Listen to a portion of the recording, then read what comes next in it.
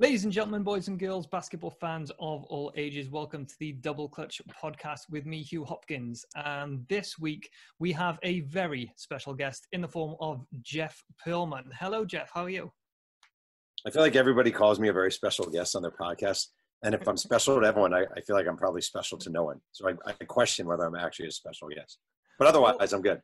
I think when you grace the likes of Howard Beck and other massive podcasts like Zach Lowe, for someone like yourself to come on the Double Clutch podcast, we are very grateful. You are a very special guest. For those who don't know, for the listeners, you're a classic old school sports writer, but you don't have the age, I think, of those classic old school sports writers. Because how many books is it now? Is it 7, something like that?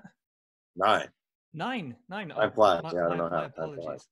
No, it's right. But you've done some fantastic ones across all sports, really. But NBA fans will remember you most for Showtime, I think it was. I think that was the title of it in mid 2013, 2014, sometime around then. I don't even know. They all merged together. Probably 6 years, about 7 years. Yeah. And you are back with a brand new LA Lakers book, Three-Ring Circus. Congratulations on it. It's a fantastic book. I do want to get into the book, but first of all, being a long-time LA sports writer, I wanted to pick your brain on the current Lakers, if you wouldn't mind. We're of course in the middle of the finals. Have you been following the season? Presumably you have. You know what's funny? Not as much as you would think. I live in Southern California, but I've only lived here 6 years, and I'm going to give the least sexy answer ever. But I have not paid that much attention to this season, not as much as I probably should. I just, it started late. I was not interested. I was more focused on getting my kids right and finishing the book and doing that. So I pretty much BS my way through questions about the modern Lakers, but my knowledge is probably, I've written 2 books on the Lakers, but I guarantee you your knowledge of the current Lakers is much better than mine. I'm being serious. I'm being totally honest. I haven't watched as much as I probably should. No, that's fine. I appreciate the honesty.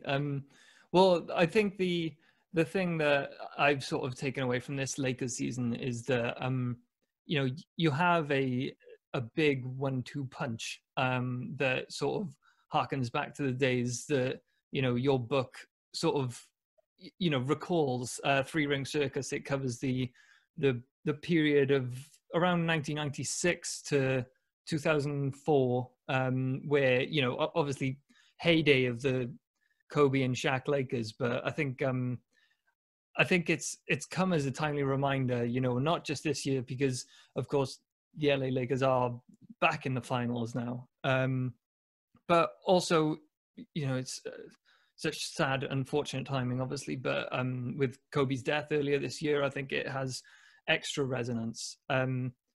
But your book, it was almost all written before Kobe passed away. Is that correct? It was all written. I mean, I added a 3-page sort of intro at the beginning, but the whole thing was written. So it was just a shock because I had spent 2 years devoting myself to the subject, and then you find out one of the protagonists died. I've written 9 books, but I've never had anything like that happen before. Did it make you consider rewriting? No. I just wanted people to know that the Kobe Bryant in the book, which covers a very specific time period, isn't the Kobe Bryant who died at 41. That, he was, Kobe Bryant, the guy who played with Shaq during those years, was kind of immature, and he was young. He was figuring his way out, and he wasn't that socially smooth and gifted. And so when you read the book, you might think, God, I don't really like this Kobe Bryant. But it was just part of his journey. It wasn't who he was when he died. And he was the dad of 4 and a businessman and a youth basketball coach. So I just wanted to make it clear that the person you're reading about isn't the same guy, that we all have our journeys. I think that's sort of why I was such a big fan of the book, to be honest. I am a sort of outspoken Kobe hater during his life. I was a Spurs fan, so there was that element to it. But I also didn't appreciate how the way he went about his business, demanding trades, and I thought he was a terrible teammate. And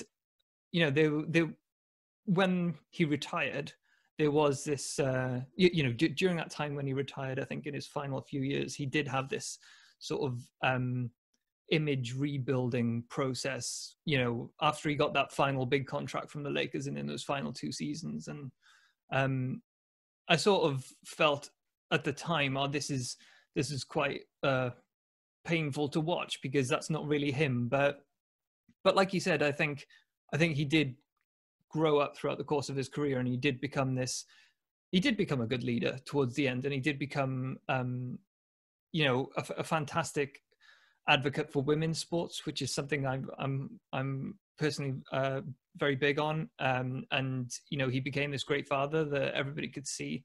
So at what stage do you think then that he started to make that transition from this immature frustratingly annoying teenager into the man that was so loved in those final years before he passed away? It's sort of a guess. I think a big part of it, at least, I mean, one thing that athletes all need to go through, they always say athletes, it sounds kind of callous now, but it's a common saying. They say athletes die twice. They die first when they retire, and then when they die, and when they actually die. And I think for Kobe Bryant, toward the end of his career, when he got hurt and he wasn't as good as he was, and he wasn't as dominant as he was on some pretty crappy Laker teams. I think that was really important for him, maturation-wise. I just think it changed who he was, and all athletes need to have that. Like, it helps to have that wind down, where it's very hard to go from just being great to getting hurt and you're done. Like, that's a very hard transition. It's much more helpful when you're a guy who averaged 28 a game, and then you average 16 a game, and you can't get your shot off as quick, and you're not as quick on defense, and you're worried about getting hurt, and you're sore waking up the next day. And I think for him, it was important both as a sort of person, as the athlete on the fade.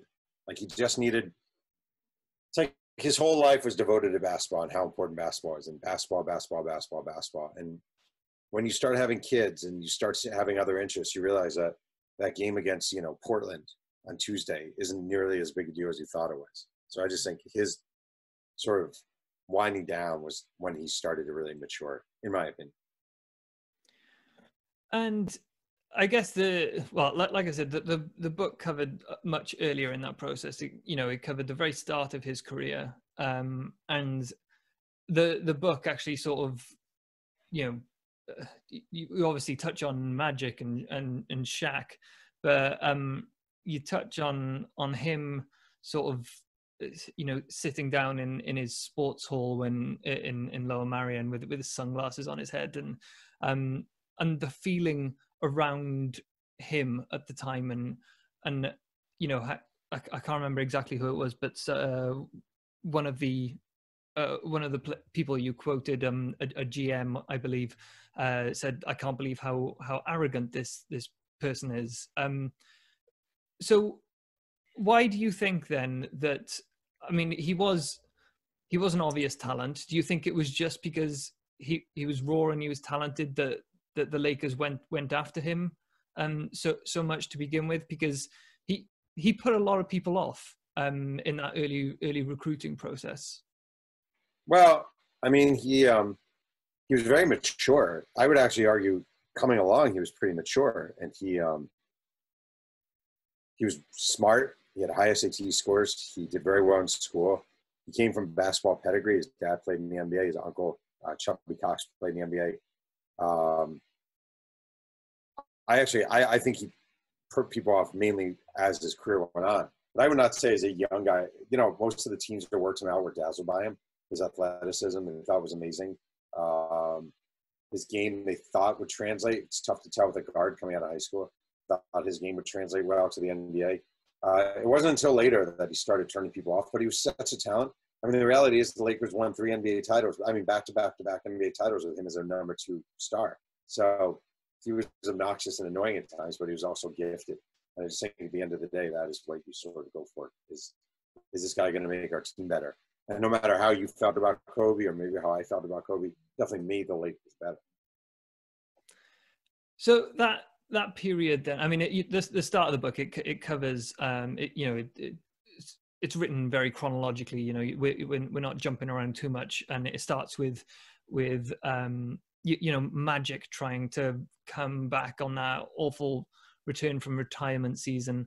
Why did you choose to start the book off at that stage, sort of before Shaq and Kobe even got there? Well, my last book about the Showtime era Lakers actually ended with Magic testing positive for HIV.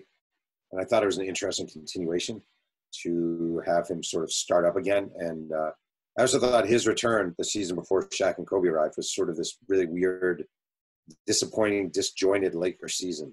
And, you know, it sort of paved the way for what was about to happen. You know, Magic comes back.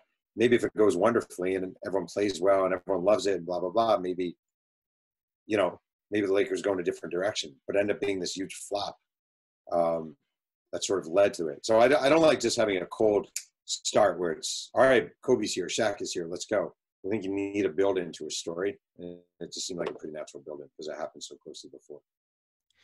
And I mean, you also wrote a bit about, Shaq arriving, which was, it was the first time they'd had a sort of dominant big since, I guess, Kareem before that.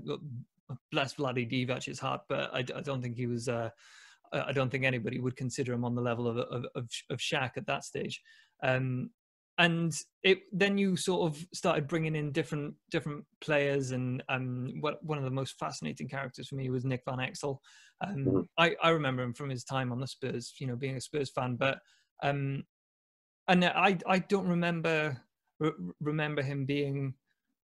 I mean, I feel like he came across as not a jerk in Three-Ring Circus, but he was a headstrong player and a character at that time, and I think he seemed quite difficult to coach and to get on with, especially for Del Harris at the time.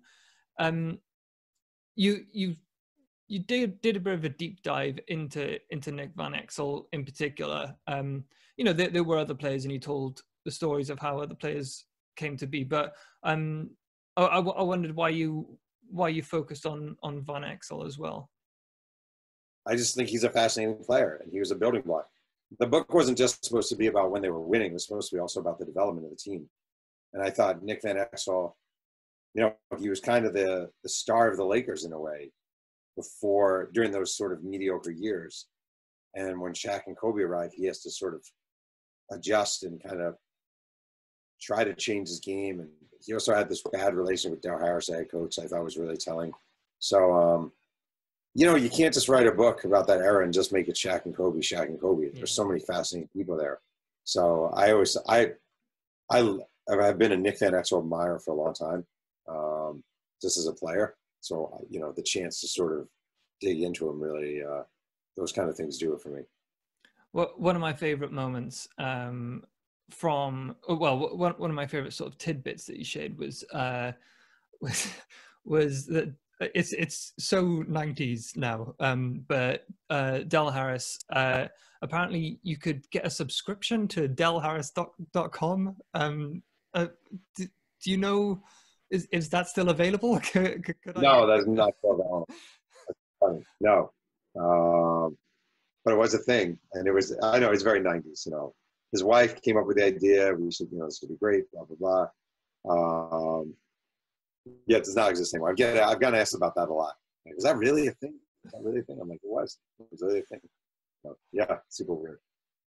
Another favorite moment that came across was, you spent a lot of time with Phil Jackson, but a bit before that, there was a moment where, in a bizarre twist and to sort of modern head nod, was that Jason Collins and Kobe were in a lift together, and ended up being, or Kobe ended up being thrown out of the lift. Could you tell that story just a little bit? Because I think that's just a fascinating moment. It's Jason Williams, actually, former Net. Sorry, yeah, Sorry. Jason Williams, sorry. And they were at a hotel in New York City, and this is when Kobe was young. It was at the '98 All-Star game, and it was Charles Oakley, Jason Williams, and Kobe in an elevator, and the other guy in the elevator was Donald Trump, who used to own the Grand Hyatt, which is where they were.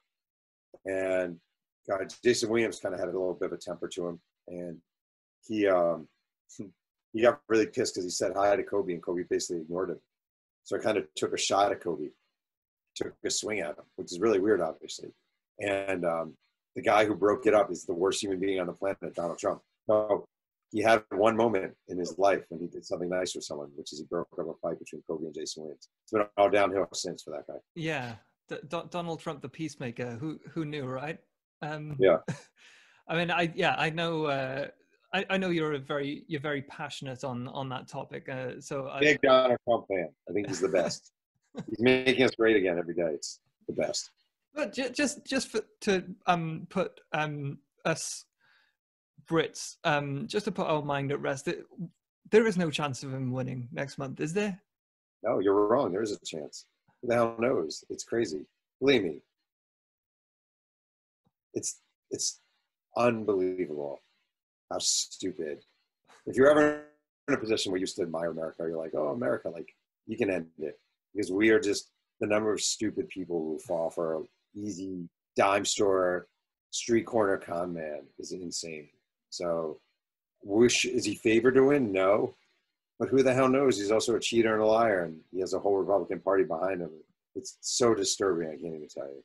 And I guess the big concern is that, yeah, 4 years ago it was Hillary, but now you've got Joe Biden, who, I mean, I think my nan is older than him by a few years, and I wouldn't trust my nan to I actually like Joe Biden. I'm a Joe Biden fan. I've liked Joe Biden for a long time. I think he's fantastic, but he's old, obviously, but he's got decency. And right now, this country needs more than anything is a return to decency and just kindness and empathy. And now everything you're seeing, if you think can't be that bad, it's actually that bad. It's so freaking discouraging and it's disgusting. It's funny how people in America, people go in like Obama used to say, he's made us a laughing stock around the world. Well, now we actually are. So that didn't work out so well. It's the worst. Yeah, you have my sympathies. Sorry, I didn't mean to go down. No, it's all right. It's all right. You know, at least you can be like, we have Boris Johnson. That's not so bad. You know, like we have given you that allowance. You can be like, not so bad. I put it this way: I'm not going to throw rocks because it's a very glassy house over here. But right, so back to the Lakers then. This, if you don't mind me asking, like you spoke a little bit about how you finished with Showtime. Why is it that you then went for this period? Obviously, it's a period of huge success, and there's so many stories.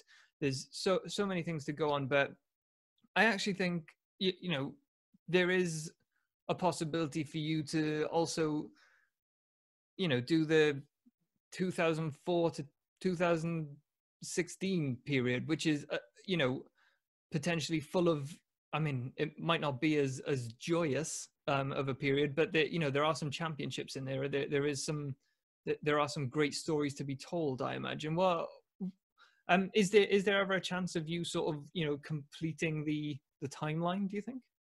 I don't think so. I'm very into nostalgia. Like sports nostalgia is my thing. Things that I look back on and they evoke a feeling or a memory or emotion. I wouldn't be nostalgic for sort of like the modern Lakers. I just don't. I don't watch enough. I don't pay attention enough. I'm older than they are. It's not the same. So I get asked that all the time now. I can't guarantee. Wouldn't consider writing that book, but I think the odds of it are pretty low, actually. Yeah. You seem like, obviously we're talking to you because, you've written a basketball book, but you have written a lot of other books covering a lot of other sports, and you've been a columnist for a couple of different places in the past, The Athletic being one of them. and you have covered a lot of sports in your career. Is there something special about basketball that makes you appreciate it more than others, or where does it rank in terms of compared to baseball and football for you? I probably enjoy it the most. I enjoy the athletes the most. I used to be a baseball writer for a long time, and I feel like basketball players tend to be a little more enlightened and a little more worldly. They have more diverse experiences, backgrounds, etc. So that really does it for me. So I would say so. I also enjoy like sitting courtside at a basketball game is great. I probably covered 1,000 baseball games in my career, and you're checking Twitter by the second inning. But basketball holds your interest, and there's a lot of drama, and you can, especially when you're sitting courtside or press row or whatever, you can really sort of find yourself engrossed in it all and enraptured by it all. So it's definitely my favorite sport. I don't need to write about basketball. It's not the only sport I write about, but I definitely enjoy it. So do you, I mean, obviously there's no way of you having gone to any games in the past few months. And like you said, you've been so focused on this book that you haven't watched that much basketball this year. But when was the last time you went to a basketball game, an NBA basketball game? It's been a while. It's been a long time, actually. It was a Laker game probably 4 years ago. I haven't gone in a long time. Oh, we go to a lot of college basketball. We live near a lot of colleges. So we go to a lot of college games, but it's been a long time since I've been to an NBA game. I'm like your worst guest for what do you think about the Lakers now? How many more years will LeBron play? Blah, blah, blah, blah, blah. Caruso. I don't even know Caruso's first name on the Lakers. I know Caruso. I don't know. There's something about, I sort of made a decision when I had kids. I used to be a guy who was in front of the TV watching sports all the time. Yeah. I kind of made a decision when I had kids that I didn't want to be the dad who says, all right, it's Sunday. Either you're sitting here watching with me or I'll see you in 4 hours. Like, I just didn't want to be that person. Yeah. And it kind of, so it made me less of a sports watcher than I used to be. Yeah, that's fair. It's something that, I mean, we don't tend to have the all day events in the same way that you do, because obviously all the American sports, well, I guess we do for like soccer. That tends to take up whole weekends for some people. I'm not a football fan, so my sports watching is usually in bed or like first thing in the morning when everything wakes up again.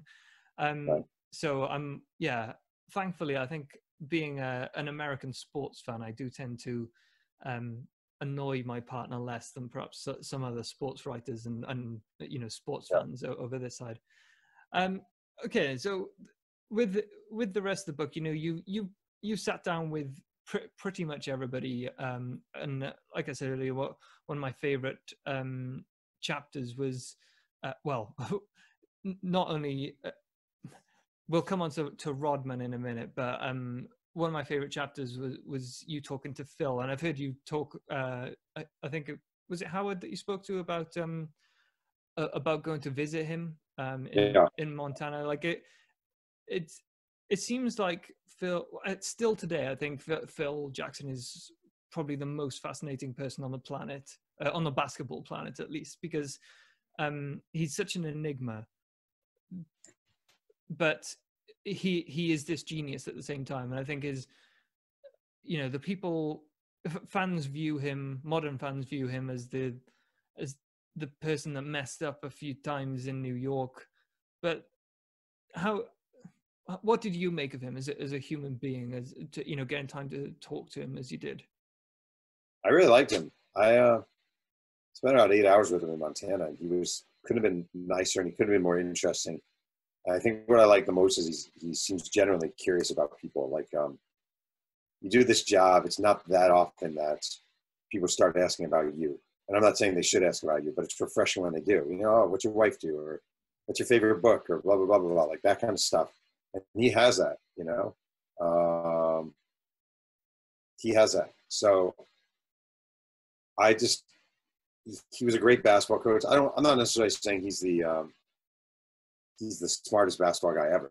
I think there are other coaches who are better. I think he really understands people, understands dynamics, understands how to relate with humans. So I just really liked him as a human being.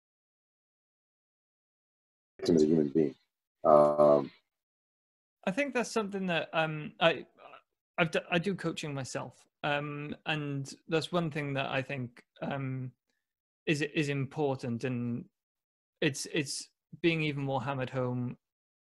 I don't know whether you're watching The Playbook at the moment on Netflix. Have you watched any of that?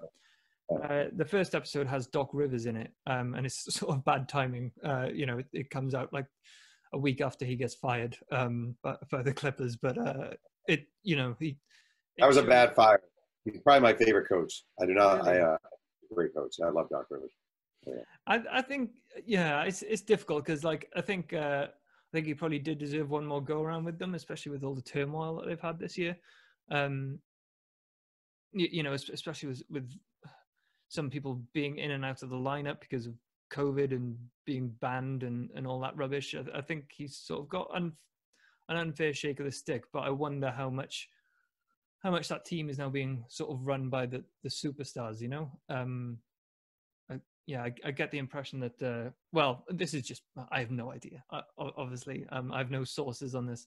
I just feel like it's become a very superstar team now, and they're probably running the show a little bit more.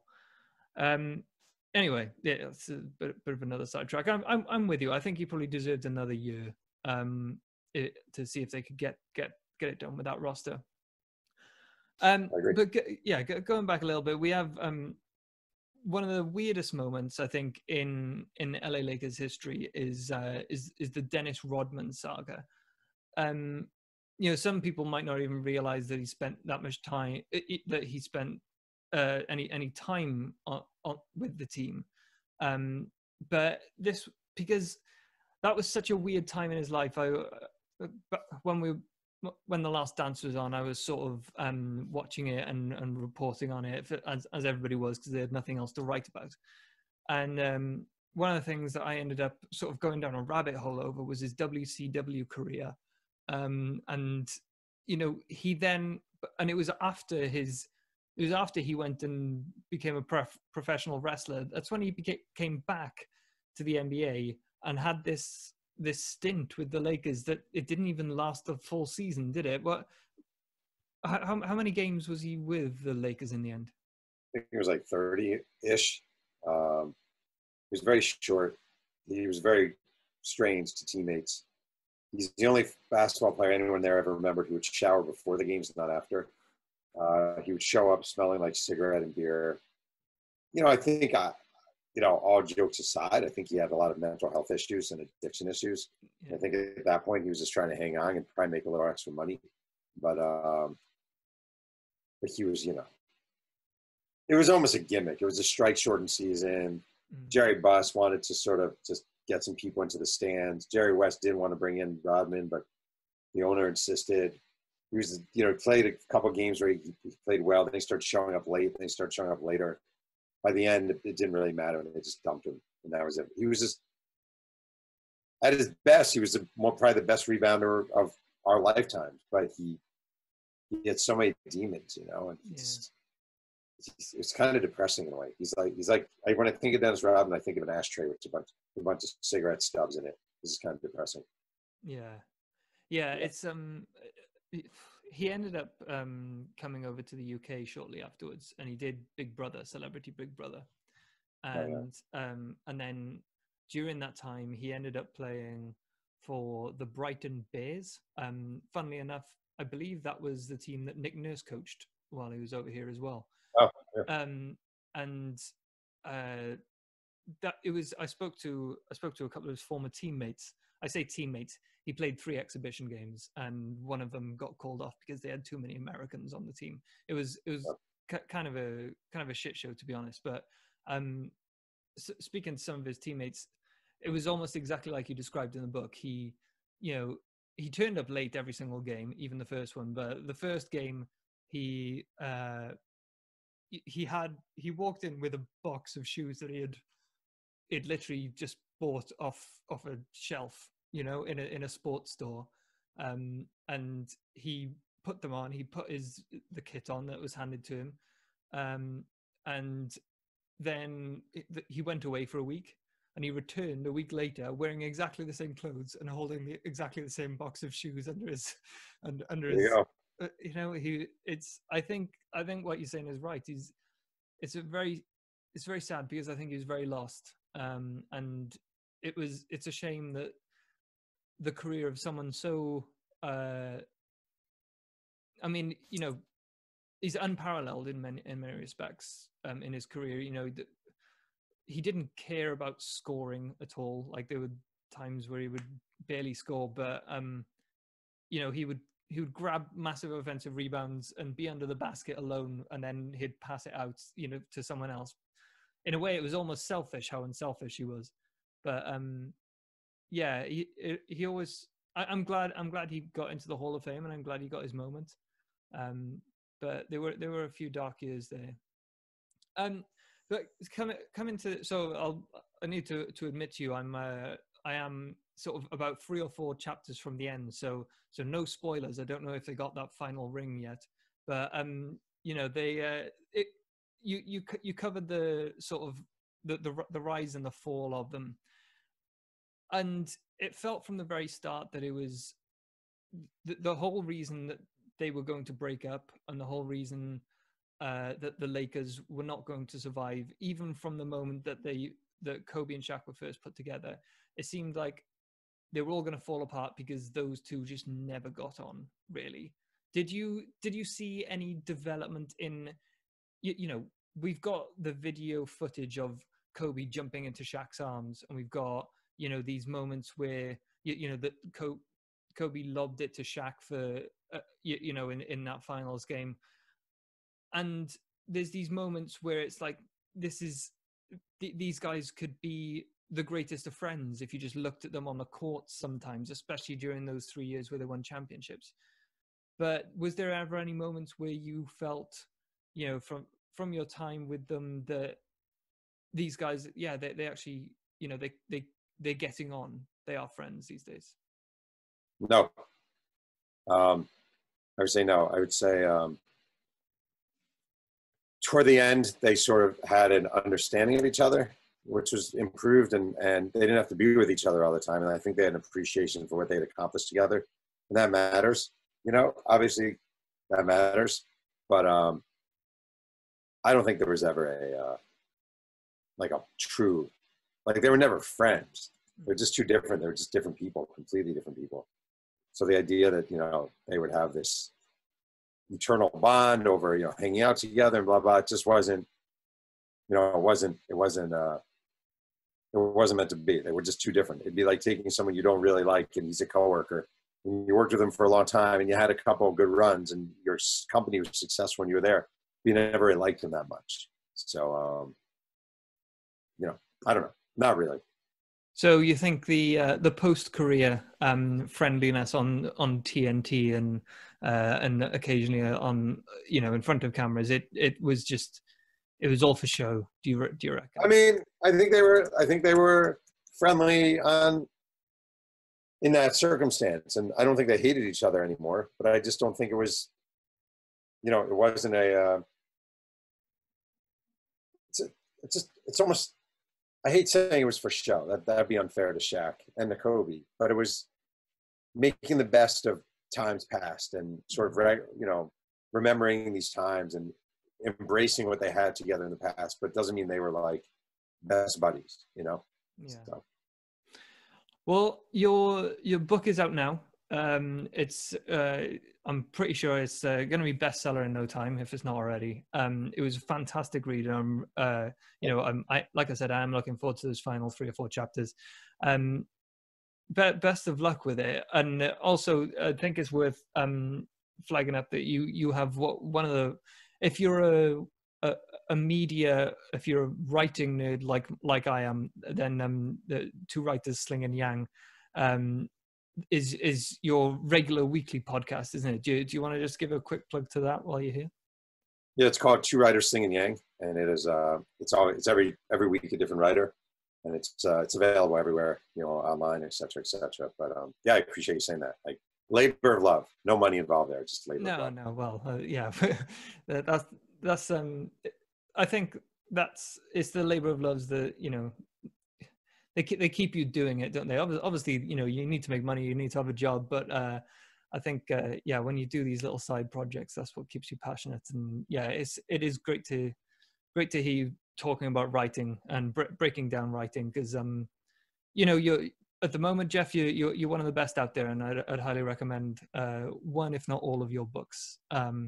So yeah, thanks for joining us today, and Thank you so much. yeah, hopefully at some point you'll enjoy another basketball game And another president. and another president. Yeah. Thanks, man. Soon.